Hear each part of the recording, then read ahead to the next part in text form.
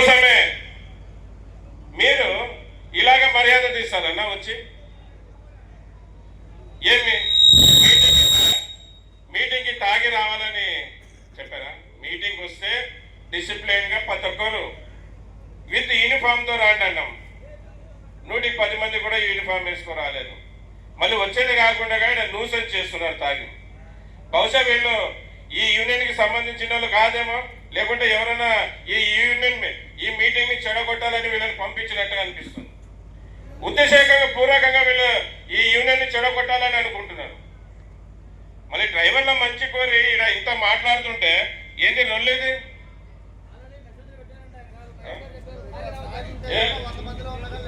ఇప్పుడు వేరే వాళ్ళు ఎవరైనా మీకు టాపిక్ ఇక్కడ ఈ మీటింగ్ చెడగొట్టాలని పంపించారా?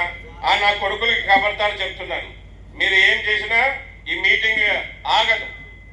అర్థమవుతుందా? అసలు మీటింగ్ డ్రైవర్ల మీటింగ్ తాగి రావడమే తప్పు, వచ్చి వాగుతున్నారు. సరే, ఏదో పొరపాట్లు తాగేసినారంటే మౌనంగా కూర్చోవాలి, చెప్పిన మాటలు వినాలి. మేము కూడా మీకంటే పెద్ద తాగిపోతున్నాం. అర్థమైందా?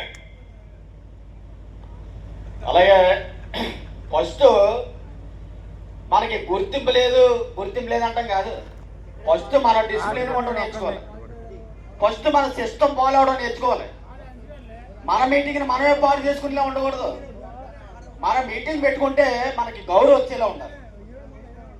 కావున సరే, జరిగిపోయినటువంటి విషయాలు పక్కన పెట్టండి, జరగవలసిన దానికోసం మాట్లాడదాం.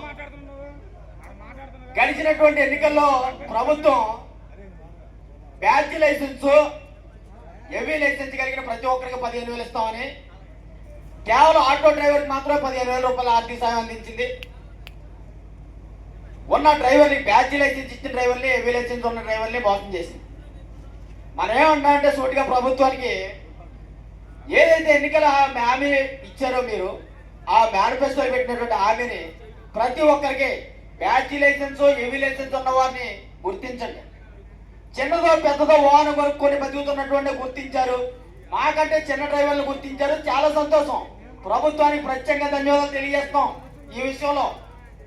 కానీ మీరు ఇచ్చిన హామీ ప్రకారం బ్యాచ్ లైసెన్స్, హెవీ లైసెన్స్ కలిగిన వారు ఏ వాహనం కొనుక్కోలేక కదా డ్రైవర్గా బ్రతుకుతూ ఉన్నారు లైసెన్స్ కట్టుకుని, వాళ్ళని కూడా గుర్తించాలి. ప్రభుత్వం ఇలా 10,000, 15,000 కాదు. ప్రభుత్వం మనకి చేయవలసింది ఏంటంటే శాశ్వత పరిష్కారం. అట్లానే మన నందిగమ ఆర్టీఓ గారు మరి కొద్దిసేపట్లో ఇచ్చేస్తున్నారు. దయచేసి డ్రింక్ చేయని వారు మీ లైసెన్సుల మీద ఏమన్నా రోడ్ల మీద, అంటే ఒక ఆర్టీఓ గారు ఇందాక వాసు గారు చెప్పినట్టు ఏమన్నా కేసులున్నా లేదు